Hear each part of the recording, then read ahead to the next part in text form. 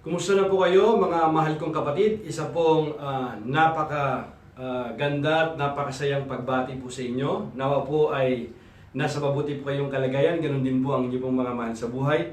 Muli po, sponsorship po ito ng True Gospel Church. At welcome po sa ating pong Bible study sa Jesus ang Daan. Purihin po ang Panginoon sapagkat kahapon natapos na po natin yung Book of James. Hallelujah! Purihin po ang Panginoon. At ngayon po, umpisa naman po natin ngayon ang ating pong Bible study sa Jesus ang Daan tuwing Monday, Tuesday, and Wednesday, ang Book of Romans. Ngayon, pag-aaralan naman po natin ngayon yung Book of Romans.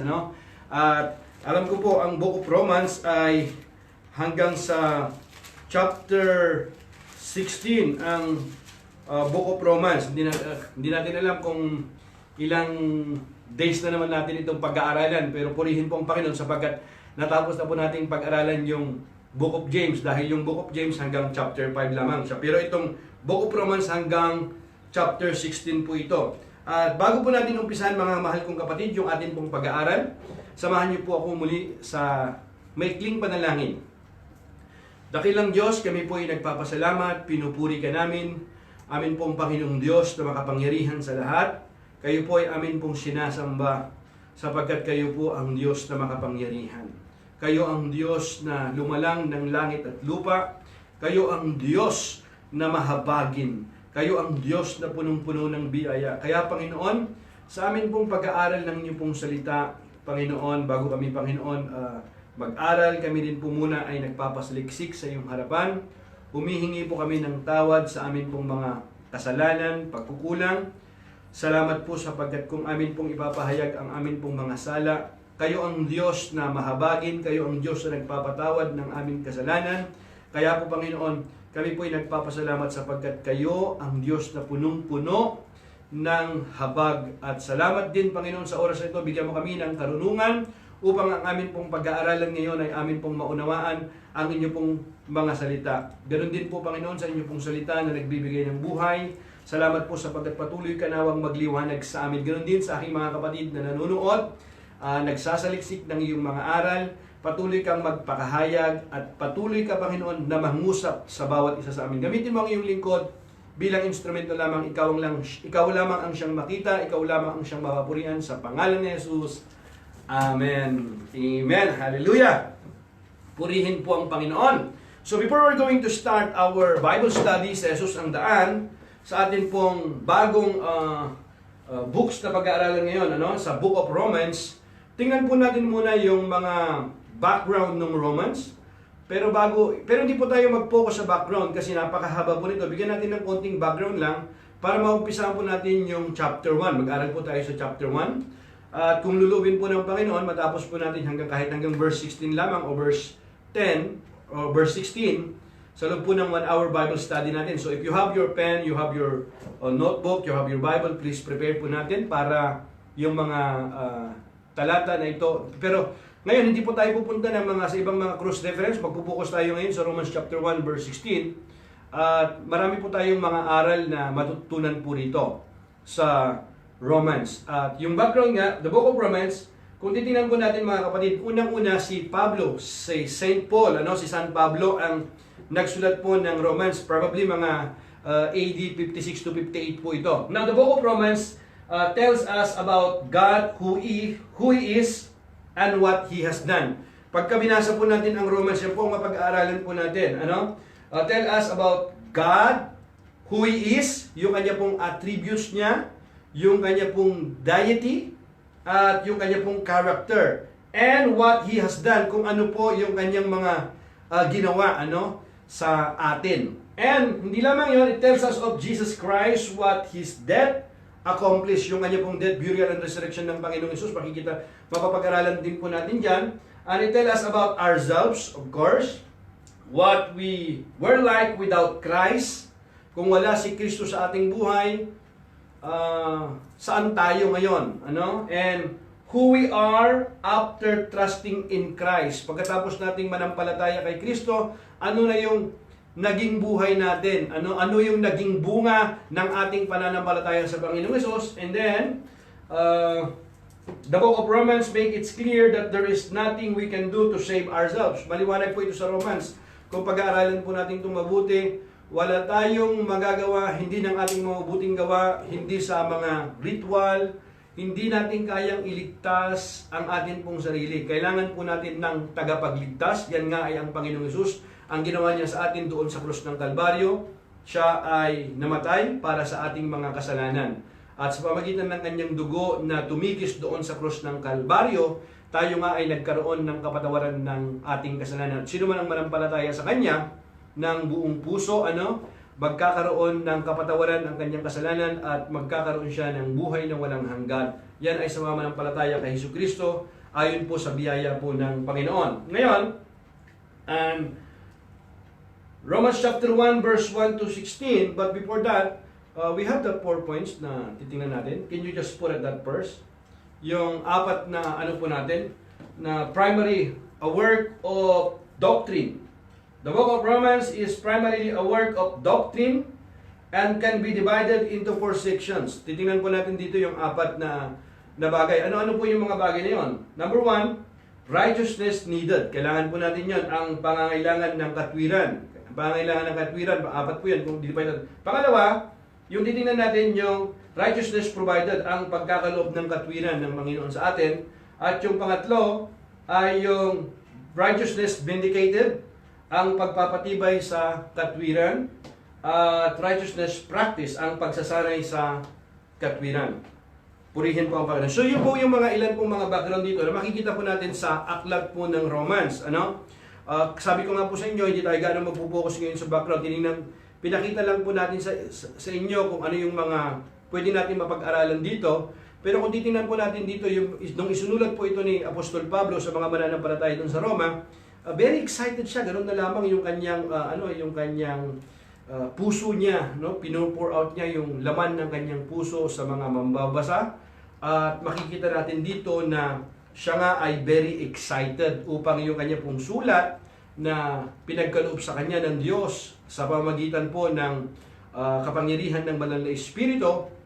Ito yung kanya pong mga ipinahayag. At yung iba po sa susunod po natin, titingnan po natin pa yung mga ibang background para makapag-focus po tayo ngayon kasi meron lamang po tayo 1 oras. So, tingnan po natin yung Romans chapter 1 verse 1 to 2. Tingnan po natin muna yan.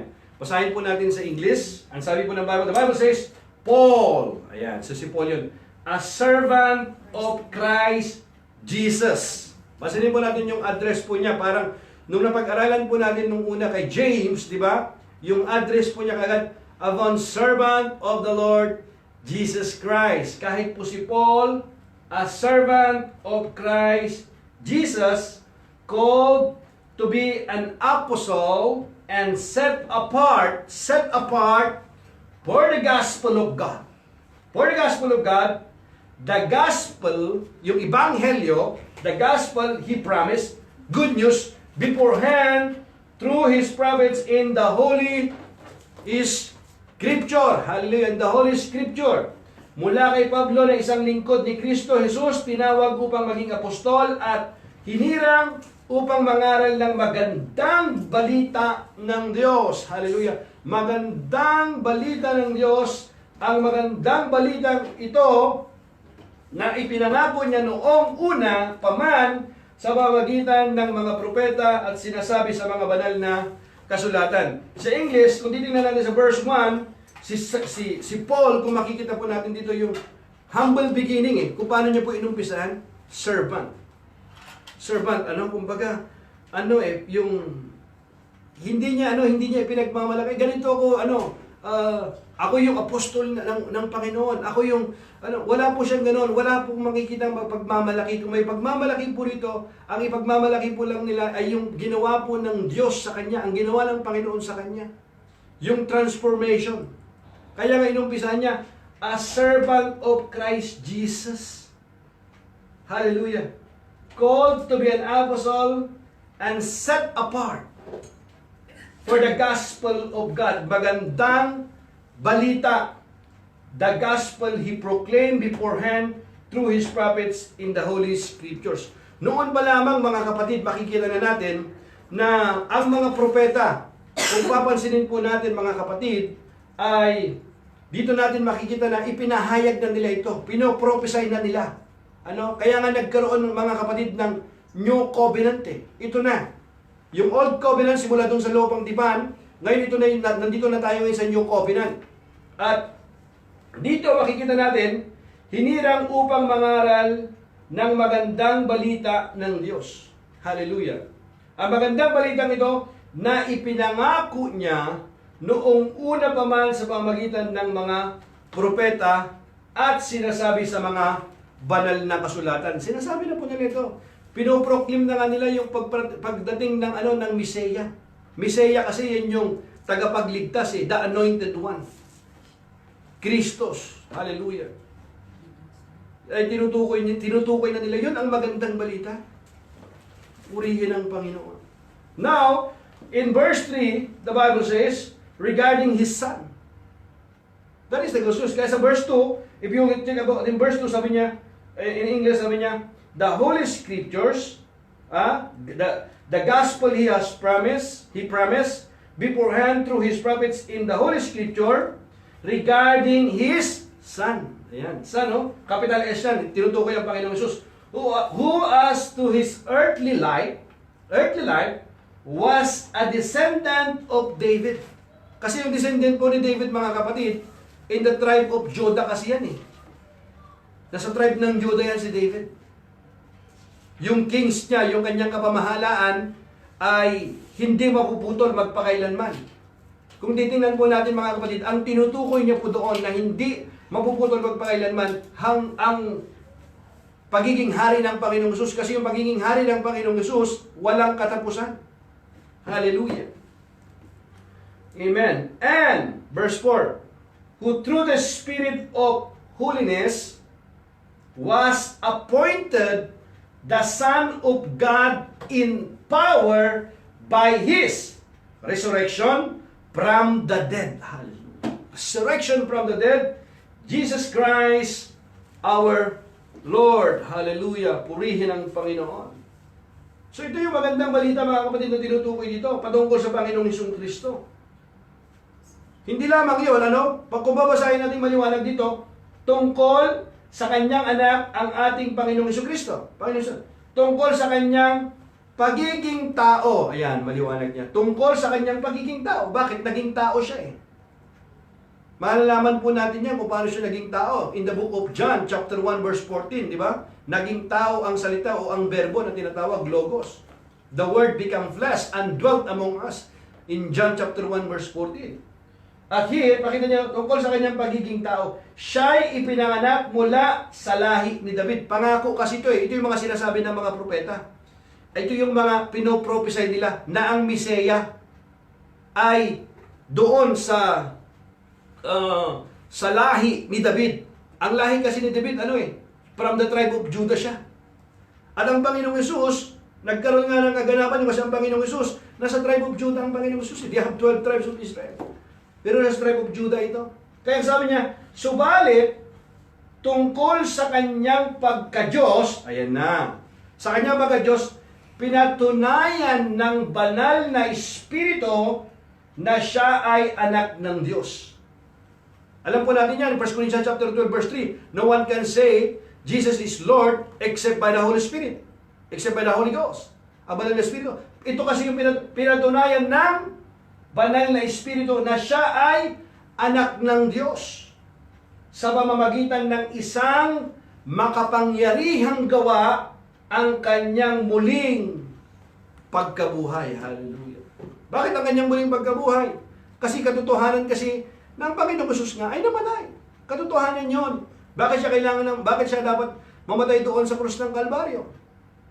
Kasi para sa ating mga kasalanan. Ngayon, paano siya mamamatay? Doon sa krus. Kailangan niyang maging tao, pagiging tao. Kasi hindi siya pwedeng, ang Diyos kasi hindi pwedeng mamatay eh. But in order to Him to die, He must become man. Yun ang mahalaga na makita po natin. Pinatunayan ito sa makapangyarihang gawa ang kanyang muling pagkabuhay sa pamamagitan. Amen? Now, it's still clear. In verse 5, through Him, we receive grace. Hallelujah. Grace means unmerited favor.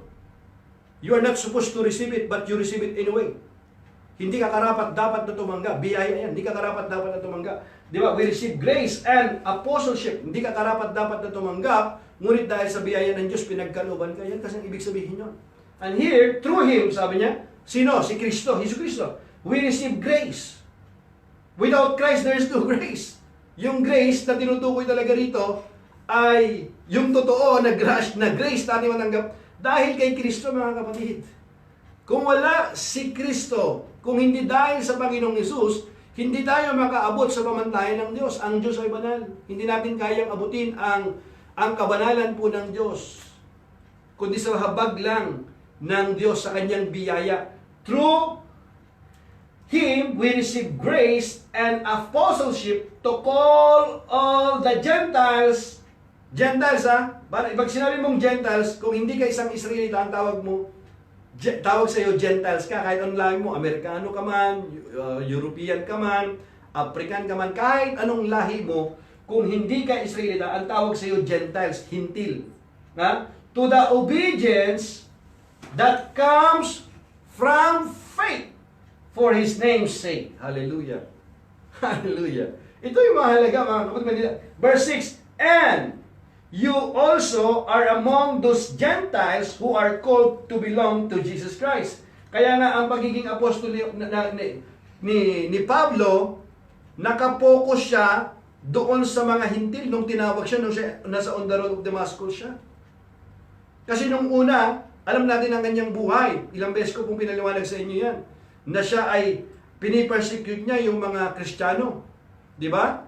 Siya yung unang-unang terorista, pinapakulong niya. Pinapahugupit niya, hindi lamang yun, ano? Mayroon nga siyang kinalaman doon sa pagkamatay ni Stephen, the first martyr. Si Stephen, isang mabuting lingkod ng Diyos. Mayroon siyang kinalaman doon. Pero, tinawag siya ng Panginoon, binago siya ng Diyos. At doon siya nag-focus sa mga hintil. Kaya ito yung Roma sa pinag-aralan, isa to sa mga kanyang mga sulat eh. Napuntahan niya ito, nag-mission siya sa mga ito eh. Hallelujah. Amen? Now, sa magitan niya, tinanggap namin mula sa Diyos ang kaloob na maging apostol alang-alang kay Kristo upang ang mga hintil ay akayin sa pagsunod sa naayon sa pananampalataya. Bakit ayon pagsunod na naayon sa pananampalataya? Kasi yung paniniwala ng mga hintil, mga kapatid, yung kanilang mga pagsamba kasi, ay pagsamba nila hindi sa tunay na Diyos. Meron silang alam na pagsamba, pero hindi yung pagsamba na kalooban ng Diyos. Yun ang mahalaga. Hindi dahil ikaw ay sumasamba ka, basta sumasamba tayo. Ayos na yun. Hindi pwede yun, mga kapatid. Pag Biblia ang pinag-uusapan natin, dapat yung pagsamba ayon din doon sa kalooban po ng Panginoon. Kaya ang sinasabi niya rito, upang ang mga hintil ay akayin sa pagsunod na naaayon sa pananampalataya. Kayo'y kabilang sa mga tinawag na maging mga tagasunod ni Jesucristo. Sinasabi niya ito sa mga mananampalataya doon sa Roma, sa Romans. Hallelujah. Purihin ang Panginoon. Tinawag din kayo, sabi niya, tagasunod ni Jesucristo, maging mga tagasunod ni Jesucristo. Kabilang. Hallelujah. Purihin ang Panginoon. So now in verse 7, to all in Rome who are loved by God. Hallelujah. And called to be His holy people. Kita mo, tinawag ka niyang holy people eh. Sipin mo, sino na yung mga holy people? To all in Rome who are loved by God and called to be His holy people. Hindi lang isa, hindi lang very specific. Lahat ng nanampalataya sa Panginoong Hesus. Lahat ng nagsisampalataya sa Panginoong Hesus. Ang tawag sa kanila, holy people. Grace and peace to you from God our Father and from the Lord Jesus Christ. First, sabi niya, sa verse 8, I thank my God through Jesus Christ for all of you, because your faith is being reported all over the world. Hallelujah! Purihin ang Panginoon. Yung kanilang pananampalataya, reported all over the world.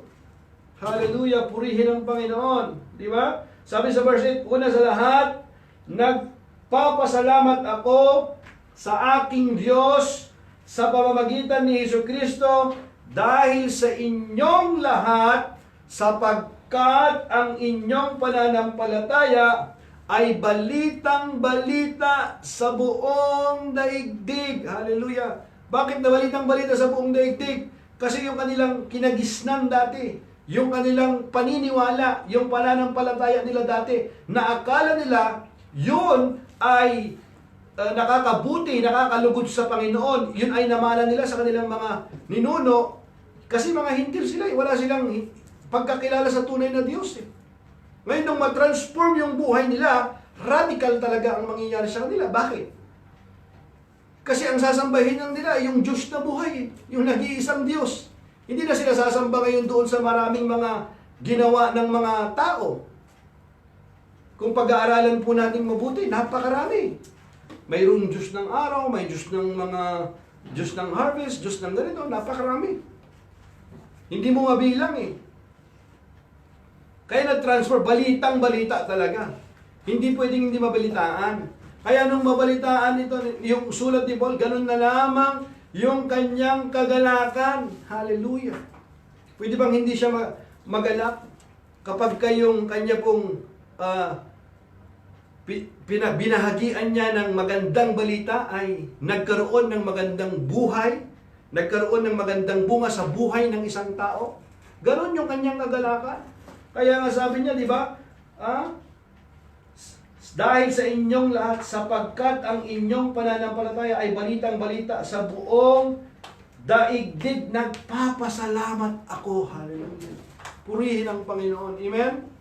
Praise God. Verse 9, God whom I serve in my spirit in preaching the gospel. Preaching the gospel. Hallelujah. Of His Son. Yung gospel of His Son. Yung preaching ng gospel of His Son. Hindi yung church, hindi yung pinuno. Sa Panginoong Jesucristo. Pag nagpipreach, amen, is my witness how constantly I remember you. I remember you. Saan? Verse 10. In my prayers at all times. Hallelujah. And I pray that now at last, kita mo, at last, by God's will, the way may be open for me to come to you. Hallelujah. Inaasam-asam niya kasi ito eh. Na gusto niya makapunta doon. Sabi niya, sa wakas. Hallelujah. Kaya ganoon na lamang yung kanyang pasasalamat. Inaalala ko kayo, sabi niya. Di ba, dapat ganoon din po tayo, mga mahal kong kapatid. Dito natin makikita. Di ba? Saksi ko ang Diyos, sabi niya, na pinaglilingkuran ko ng buong puso sa pamamagitan ng aking pangangaral ng magandang balita.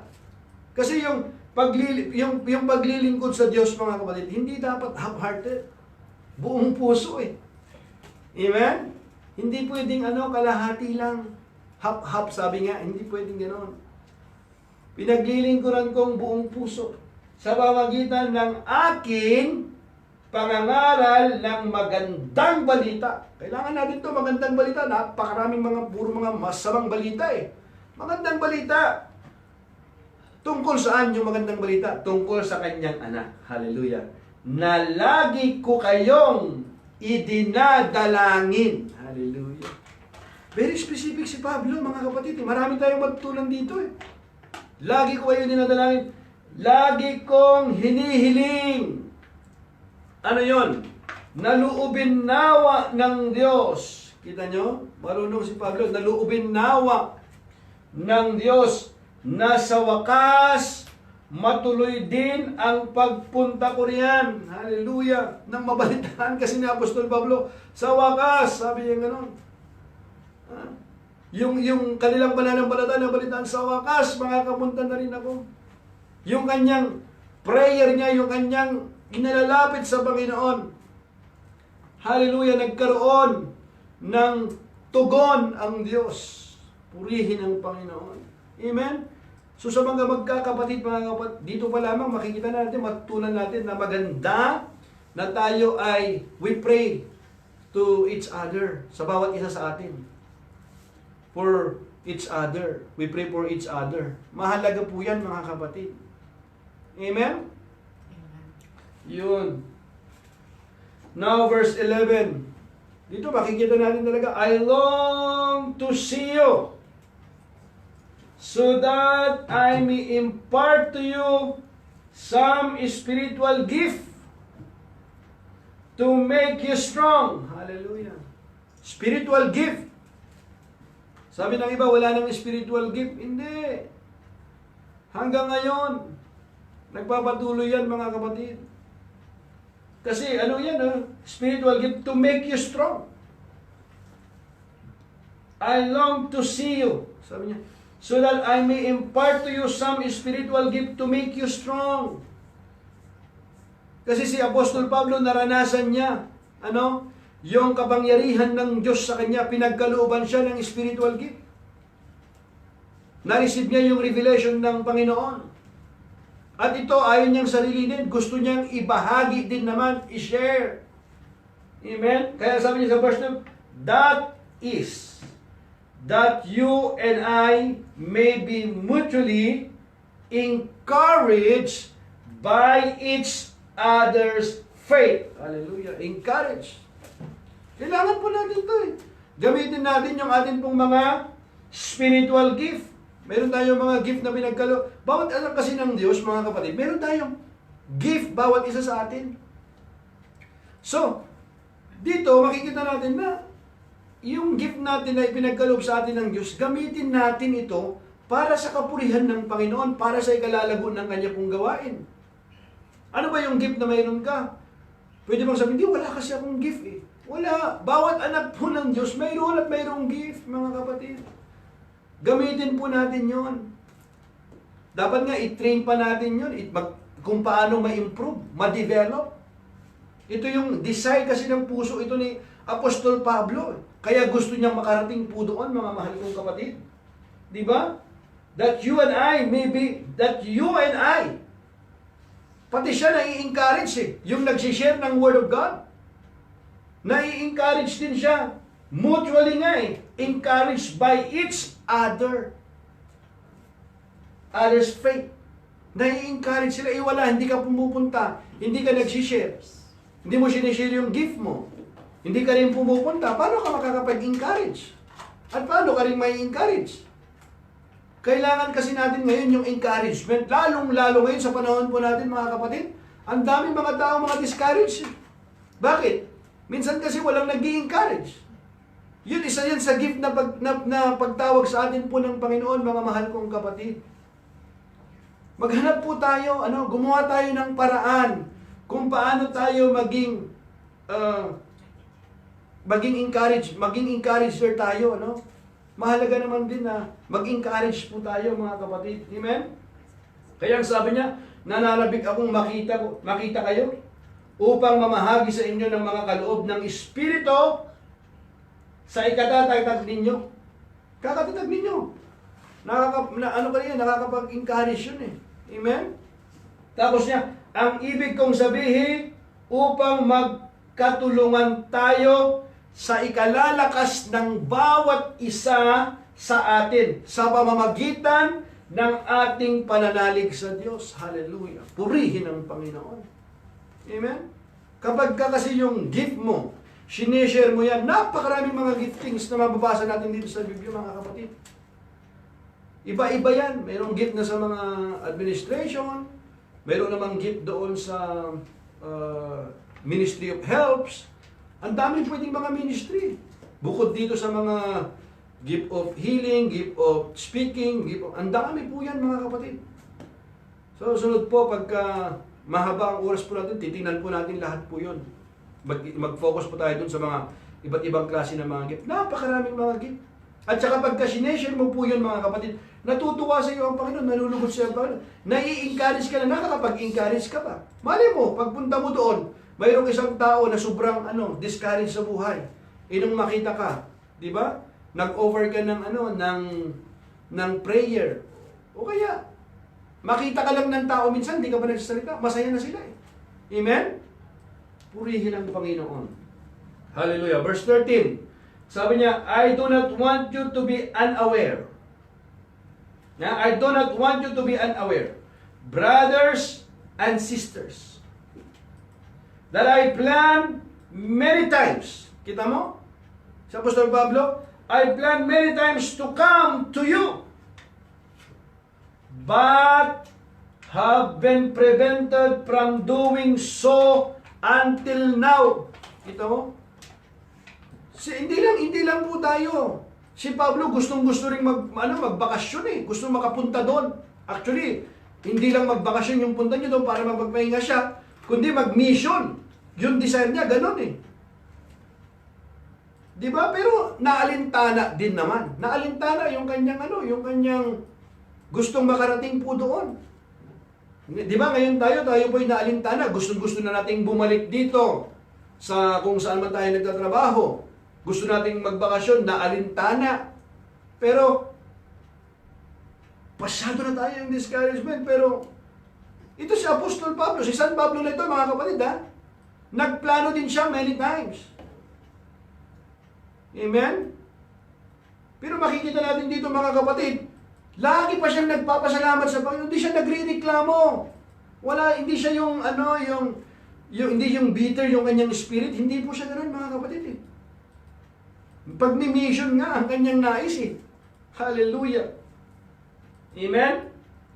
Diba? I planned many times to come to you, but I've been prevented from doing so until now, in order that I might have a harvest among you, just as I have had among the other Gentiles.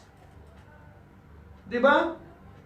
Sabi niya sa verse 14, I am obligated both to Greeks and non-Greeks, both to the wise and the foolish.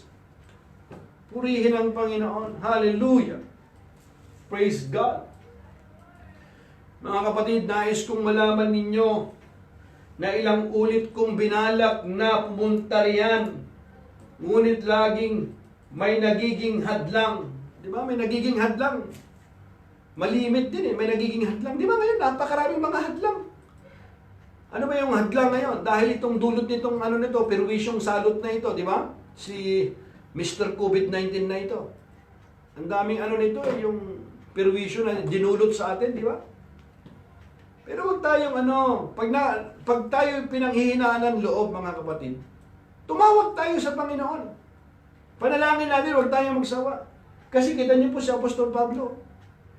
Si Apostol Pablo na ito, nais kuring makahikayat dyan ng mga sasampalataya kay Kristo. Yun ang kanyang layunin niya, mga kapatid. Mag-mission siya doon, mangaral siya ng magandang balita. Di ba?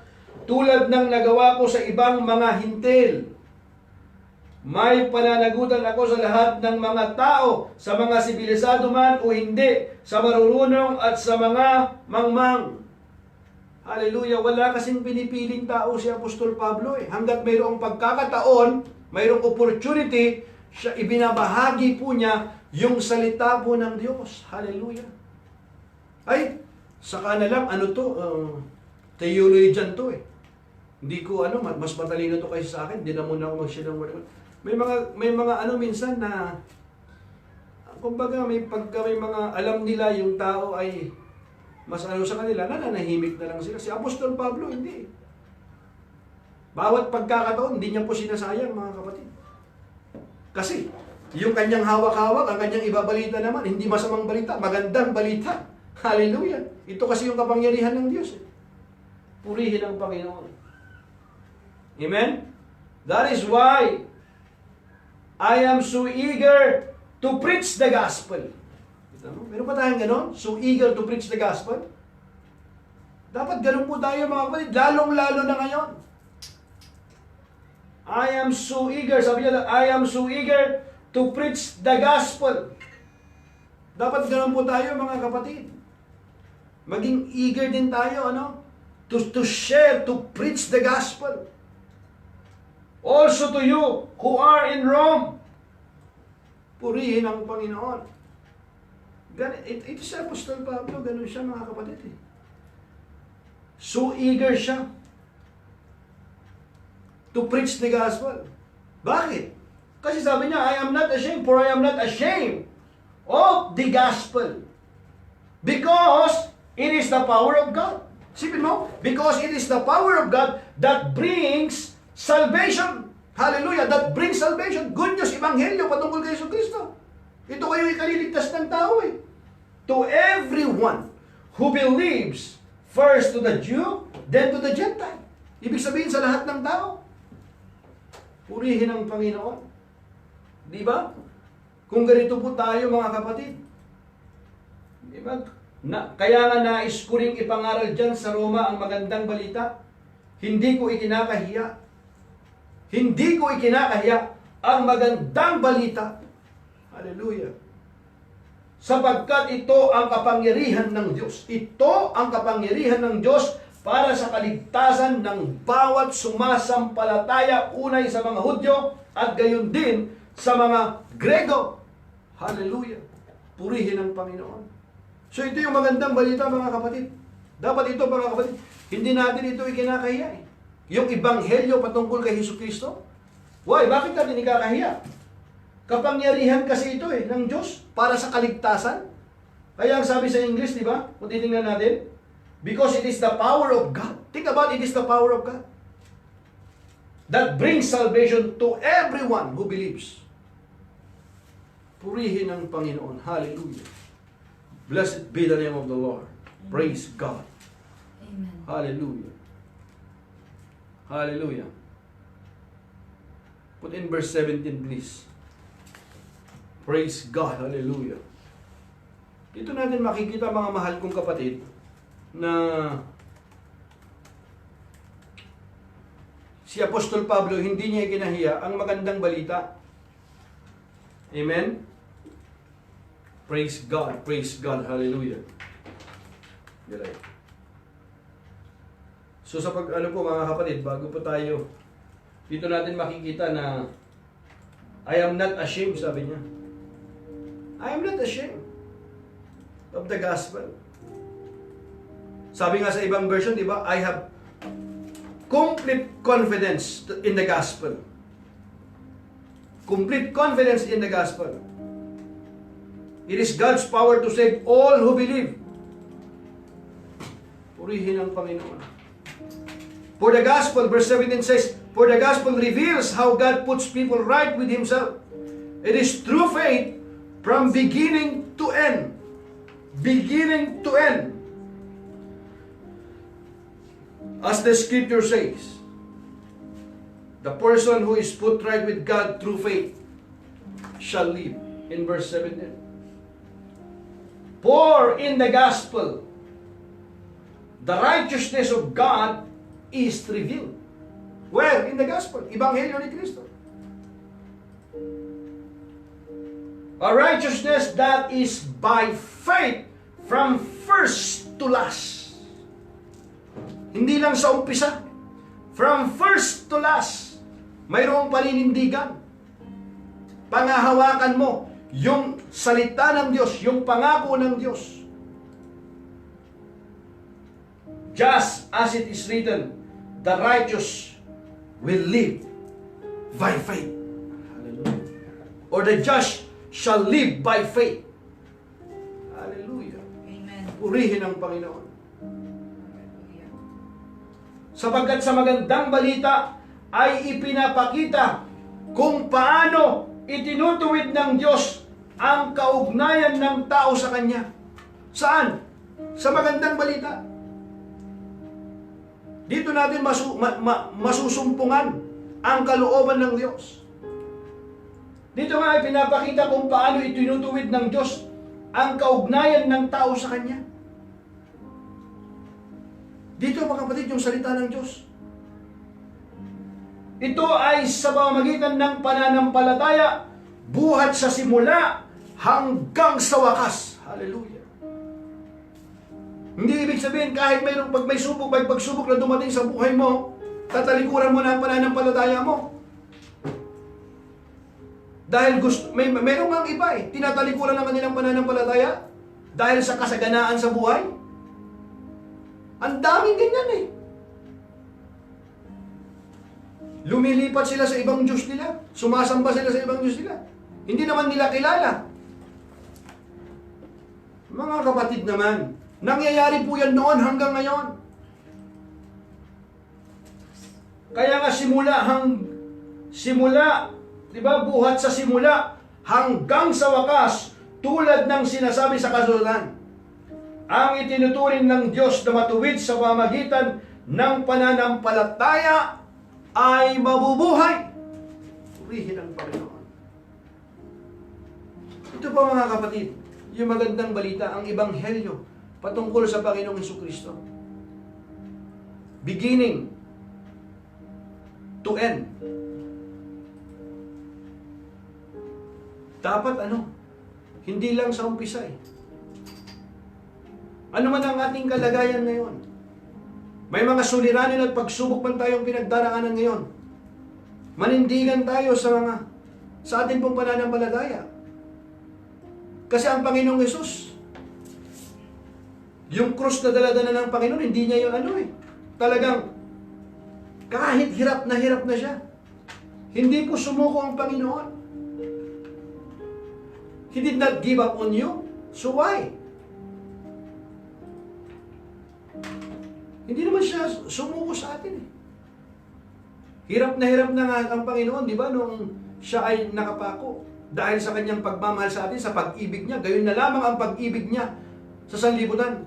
Kaya ibinigay niya ang kanyang bugtong na anak upang ang sinumang sumampalataya sa kanya ay hindi mapahamak, kundi magkaroon ng buhay na walang hanggan.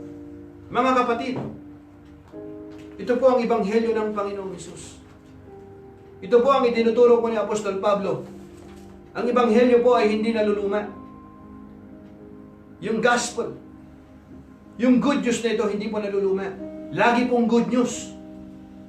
Ito puro mga bad news ang ipinamamalita. Pero ito, good news ito mga kapatid. Subok ito. Simula noon hanggang ngayon. Kaya kung napapanood po ako ngayon mga kapatid, tinatawag ka ng Panginoon. Manumbalik sa Kanya at manampalataya sa Panginoon upang magkaroon ng kapatawaran ng iyong kasalanan. Ito yung tamang panahon mga kapatid.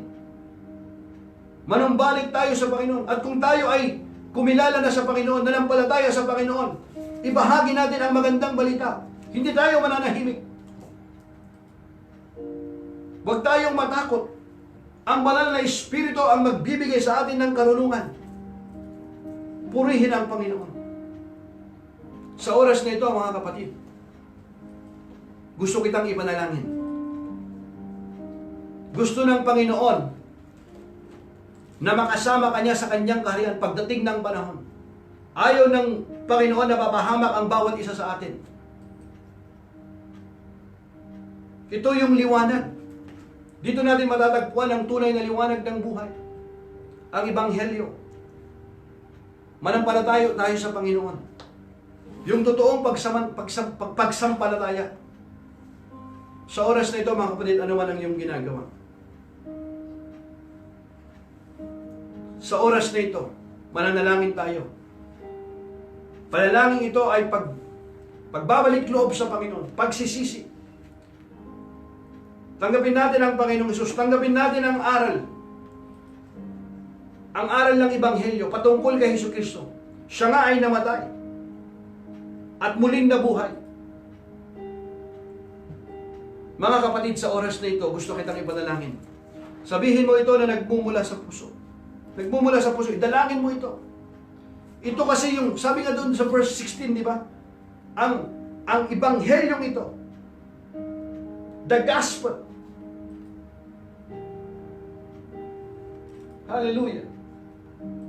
Hindi ko kinakahiya ang magandang balita sapagkat ito ang kapangyarihan ng Diyos para sa kaligtasan ng bawat sumasampalataya. bawat sumasampalataya. Mga kapatid, lumapit ka sa Panginoong Hesus ngayon. Bareng ikaw ay napakaraming mabigat ang iyong pinagdaraanan ngayon. Nalilito ka, punong-puno ka ng discouragement, disappointment sa buhay. Lumapit ka sa Panginoon. Subukan mo ang lumapit sa Panginoon. Tanggapin mo ang aral ng Ebanghelyo. At pag gagawin mo ito, mga kapatid, pamumuhay mo ang kanyang salita. Kilalanin mo si Jesus na bilang iyong Panginoon tagapagligtas. Hindi mo pagsisisihan, mga kapatid. Sa oras na ito, sabihin mo ito. Idalangin mo ito na nagmumula sa puso. Ulitin mo ang panalangin nito. Ikaw man ay nasa sopa ka ngayon, nasa kwarto ka, meron ka mang ginagawa ngayon, gusto kitang ipanalangin. Kasi mahal ka ng Panginoon. Maaring mayroong nananalangin sa iyo ngayon. Pinapanalangin ka ng anak mo. Pinapanalangin ka ng kapatid mo, ng asawa mo, ng tito mo o ng tita mo, o ng kaibigan mo. Ngayon napapanood mo ko ngayon. Hindi ito aksidente. Divine appointment ito ng Panginoon. Kasi gusto kang iligtas ng Panginoon. Alam niya ang pinagdadaanan mo ngayon sa oras na ito. Maaaring mayroong kang sakit, nasa ospital ka. O mayroong, hindi ko alam. Maaaring ikaw ngayon ay infected ka. Nasa ospital ka. O yung mahal mo sa buhay. O sa oras na ito, mayroong kang pinagdaraan ng mabigat. You are not satisfied the quality of your marriage. Hindi kayo magkasundo ng iyong asawa ngayon. O yun ng anak mo, ng kapatid mo. Hindi ko alam. Pero napapanood mo ako ngayon, mga kapatid. Mga kapatid, si Jesus ang tugon. Si Jesus ang daan upang magkaroon tayo ng buhay na ganap at kaaya-aya. Ito ang Ebanghelyo ng Panginoon. At anuman ang nakaraan mo at ang iyong buhay, tinatanggap ka ng Panginoon. Sa oras na ito, mga kapatid, tatanggapin mo rin ba ang Panginoon bilang iyong Panginoon tagapagligtas? At kung alam mo na kinakausap ka ng Panginoon, huwag mong patigasin ang iyong puso. Hayaan mo na ang banal na Espiritu ang siyang kumilos. Sa oras na ito, sabihin mo ito na nagmumula sa puso. Idalangin mo ito na nagmumula sa puso. Kasi kung sa sarili mong kakayahan, mahirap. Kailangan mo sa Jesus. Kailangan natin sa Jesus. Sabihin mo ito na nagmumula sa puso. Dakilang Diyos, Ama naming nasa langit, pinupuri kita at sinasamba kita. Humihingi ako ng tawad sa aking mga kasalanan. Pinagsisisihan ko, Panginoon, ang lahat ng aking kasalanan. Ikaw ay namatay sa akin sa cross ng Kalbaryo at muling nabuhay. Marami pong salamat sa iyong pagpapatawad. Marami pong salamat sa iyong pagliligtas. Sa oras na ito, binubuksan ko ang aking puso. Iniimbitahan kita, Panginoon, bilang aking Panginoon at tagapagligtas. Maghari ka sa aking buhay. Sinusuko ko na, Panginoon, ang aking buhay.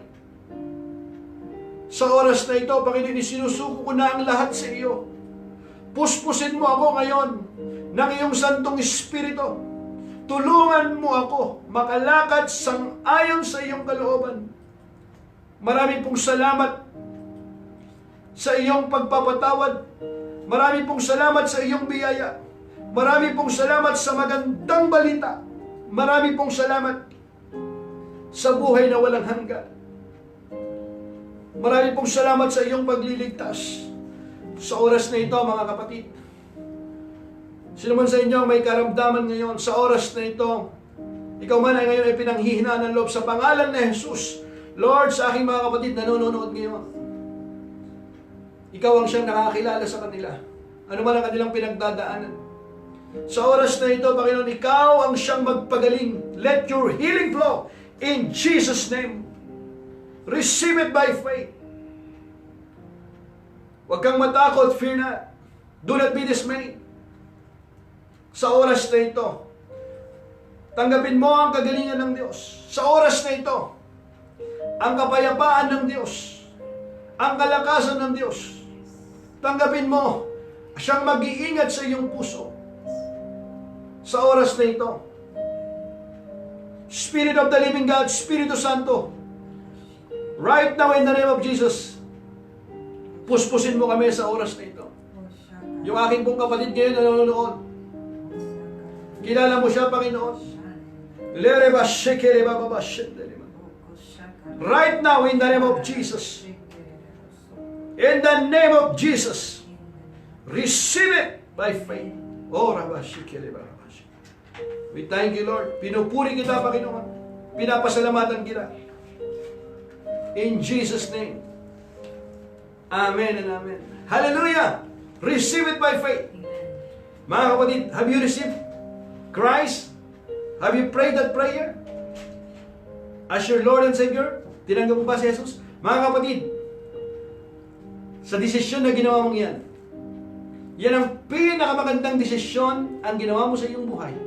Nang tanggapin mo si Jesus bilang iyong Panginoon tagapagligtas. Mga kapatid, upang ikaw ay lumago sa iyong pananampalataya, umpisahan mo sa pagbabasa ng kanyang salita. Mag-umpisa ka sa aklat ng 1 in the book of John, at magpatuloy ka sa pag-aaral ng mga Bible studies, at pagkatapos itong lockdown na ito, go to church, at ipabalita mo ang ginawa ng Panginoong Jesus na pagliligtas sa iyo, and your life will never be the same again. Mga kapatid, natutuwa po ako sa iyong desisyong ginawa niyan. Ngunit lubos na natutuwa ang Diyos kasama ng kanyang libu-libong mga anghel na nagkakasiyahan dahil sa iyong ginawang yan. Ganyang kakamahal ng Panginoon. Mga kapatid, magpatuloy ka sa iyong pananampalataya at hindi mo pagsisihan. Muli po mga kapatid, ako po'y nagpapasalamat sa oras na ito sa inyo pong pagsama at nawa po maranasan yung patuloy ang kapayapaan po ng Diyos. At kung kayo po ay meron pong mga kapatid na gusto nyo pong, o mga kaibigan, may mga prayer request po kayo, welcome po. Pwede nyo pong i-comment sa atin pong mga sa atin pong messengers dyan. At makakaasa po kayo na isasama po natin sa panalangin. Si Sister Lisa po ay masipag din po talaga na nanalangin po siya. Purihin po ang Panginoon. At nagpapasalamat po ako, nakikita ko po yung inyo pong mga comment, encouragement po ito sa inyo pong pag-share sa watch party sa atin pong Facebook.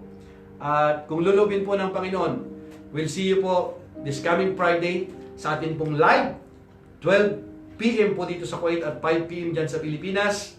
At we're going to start our new series, Hallelujah, The Greatest Miracle of All. So abangan niyo po yan. Muli po mga kapatid, maraming pong salamat at sumayin niyo po ang kapayapaan po ng Diyos. I love you and God bless.